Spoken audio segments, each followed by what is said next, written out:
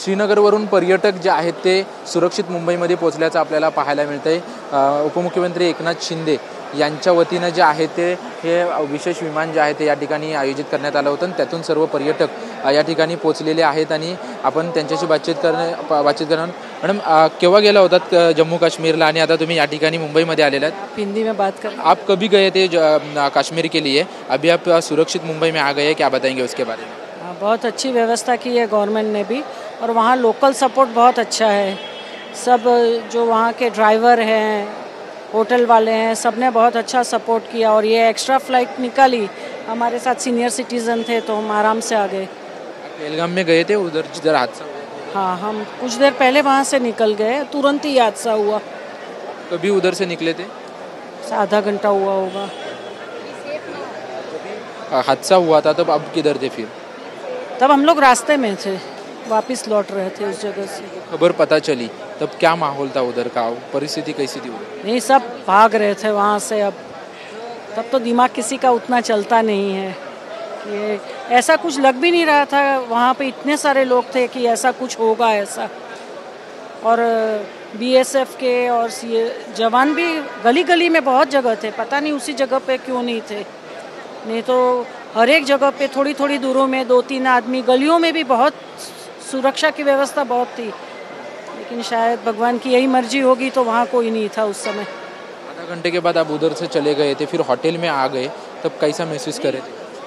हाँ, बुरा तो बहुत लग रहा था क्योंकि बहुत ही निर्दोष की जान गई, और भगवान का शुक्र भी मनाया कि हम लोग बच गए। दूसरों के लिए बहुत दुख हुआ। वापस आने के लिए क्या क्या सुविधा थी उधर से वापस आने के लिए? हमने खुद ही ऑनलाइन व्यवस्था की, ये एक्स्ट्रा फ्लाइट रखी तो बच्चों ने टिकट बुक की और आ गए हम। मुंबई में आ गए वापस, अभी मैं कैसा महसूस कर रहे हैं?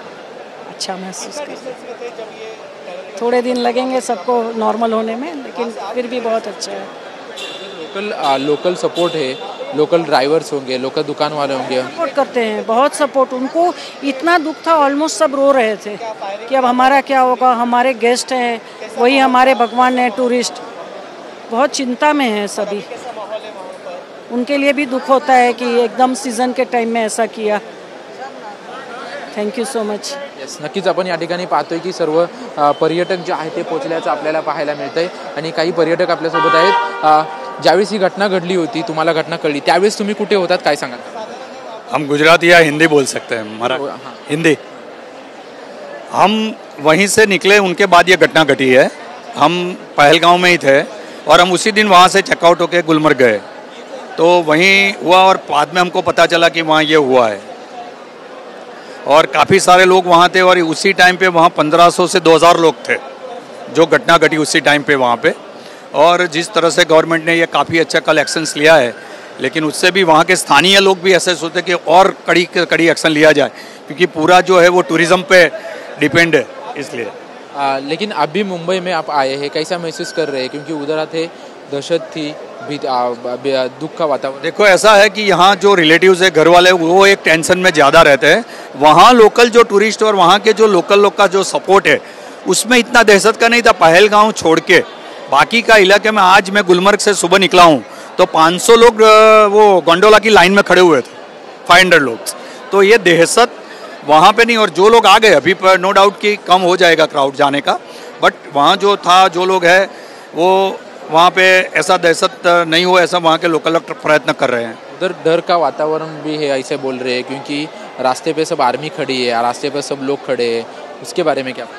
हर रास्ते पे, हर चौराहे पे आर्मी खड़ी हुई है, तो लोगों को ये डर भी नहीं है। आज सुबह में श्रीनगर के सब मार्केट ओपन हो गए हैं, तो एक प्रकार का खौफ रहता है। जब इतनी बड़ी घटना होती है तो ये खौफ रहता है, बट ओवरऑल सब लोग ऐसा सोचते हैं कि थोड़े थोड़े करके एक अच्छा सा एक्शन लेने के बाद, और इतनी अच्छी जो गवर्नमेंट से एक्सपेक्टेशन है, और मोदी जी है और अमित भाई है, क्योंकि उसी दिन उन्होंने भेजा तब पता चल गया था कि घटना बड़ी है। पहले तो ऐसा था कि 2 लोग का ही हुआ है।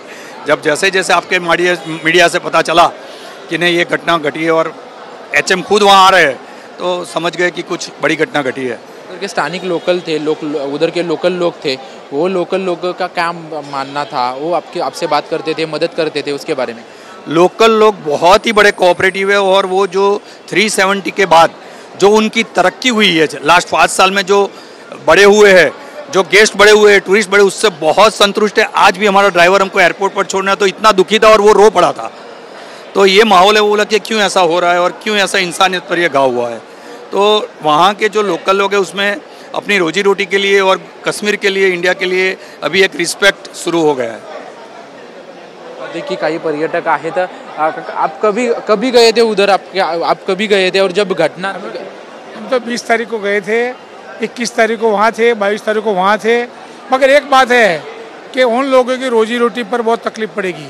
टूरिस्ट पर फर्स्ट टाइम समुद्र अटैक हुआ है और वहाँ के लोग बहुत अच्छे हैं, घोड़े वाले, टैक्सी वाले, होटल वाले, ये वो लोगों का पूरा सहयोग है।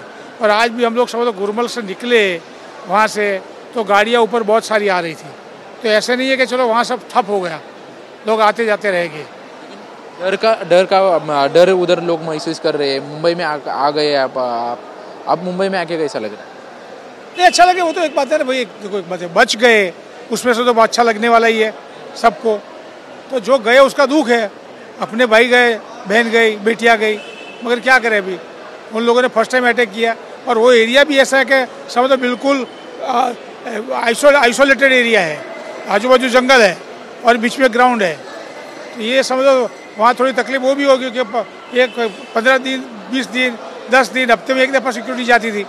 और वहाँ का भाई आज दिन तक कुछ हुआ ही नहीं है, ये फर्स्ट टाइम ऐसा हुआ। और कभी टूरिस्ट पर तो होने का सवाल ही नहीं था। चलता है, चलो। नक्कीच आपण पाहतोय की पर्यटकांमध्ये उत्साह आहे आणि मुंबईमध्ये तभी तो उधर था। हो, काश्मीर। क्यों गया था काश्मीर और कैसा महसूस किया? काश्मीरमध्ये असं भयंकर पर्यटक झालं असं आम्हाला सोचलंच नव्हतं। म्हणजे आता फायरिंग कधी सुरू झाली हे कळलं नव्हतं।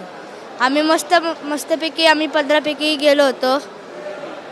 त्यामुळे मग आम्ही तेव्हा पहलगामला गेलो तेव्हा 3 बंदुकाचे शूट ऐकू आली। तू पहलगामला ज्यावेळेस शूटिंग होत होतं, म्हणजे फायरिंग होत होतं, तेव्हा तू तिथे होतास?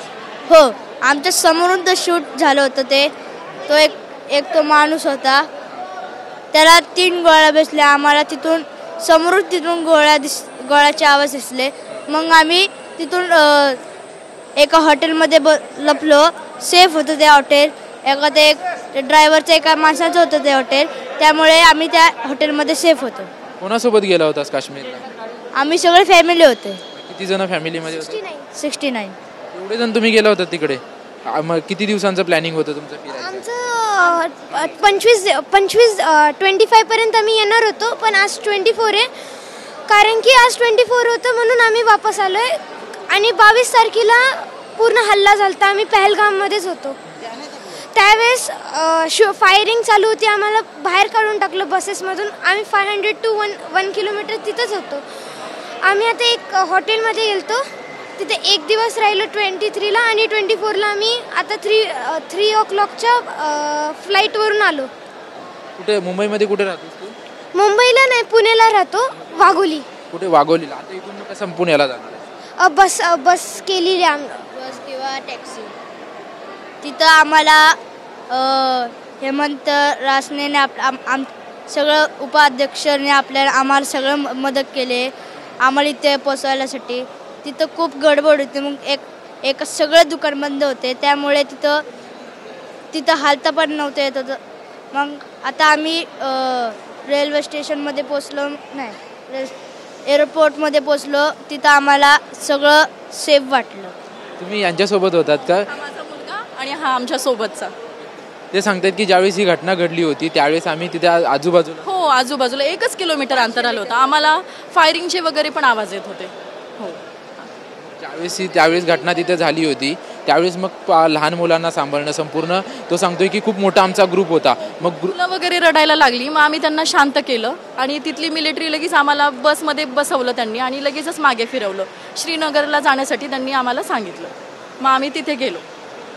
तिथून 5 किलोमीटर तुम्ही लांब होतात, त्यानंतर मग तुमचा प्रवास कसा होता आणि त्यानंतरचे 2-3 दिवस मग कसे होते? त्यानंतरचे 2-3 दिवस म्हणजे भीतीमध्येच गेले आमचे। आज आम्हाला मुंबईमध्ये येऊन खूप चांगलं वाटतंय, ते 2-3 दिवस भयानक होते।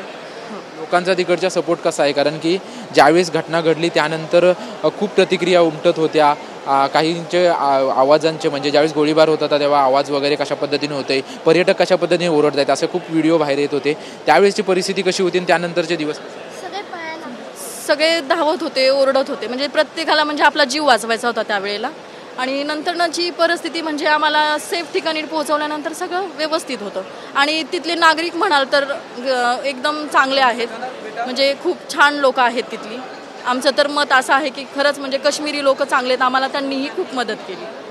आता ज्या पद्धतीने राजकारण सुरू आहे, परंतु तुम्ही त्या ठिकाणी होतात, त्या ठिकाणच्या लोकांच्या भावना काय आहेत? किंवा जे पर्यटक जात आहेत तर त्यांना आता असं म्हटलं जाते की तिकडे कुठेतरी आता त्याचा फटका, पर्यटनावरती फटका बसेल, त्याबद्दल तुमचं मत काय?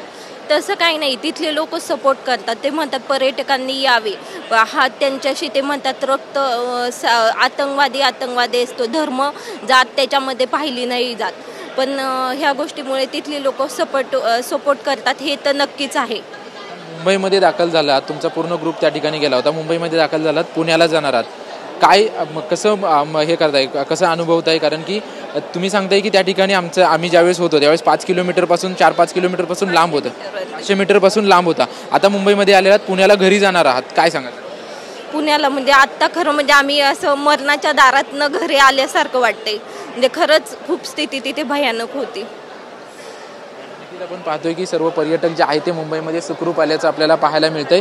पुण्याचं हे कुटुंब आहे, पुण्यामधून सर्व ग्रुपने जे आहेत ते सर्व हे कुटुंबीय जे आहेत ते मुंबईवरून जे आहेत ते काश्मीरला गेले होते आणि त्यांचा पूर्ण प्लॅन जो आहे तो त्यांनी सांगितला. आणि त्याचसोबतच ज्यावेळेस ही घटना घडली जवळपास 500 मीटर फक्त आम्ही दूर होतो अशी प्रतिक्रिया जी आहे ते त्यांनी दिली आणि त्यांचे अनुभव जे आहेत ते सांगितल्याचं आपल्याला पाहायला मिळते. कॅमेरामन रवी साखरकर सह निवृत्ती बाबर, DV9 मराठी, मुंबई.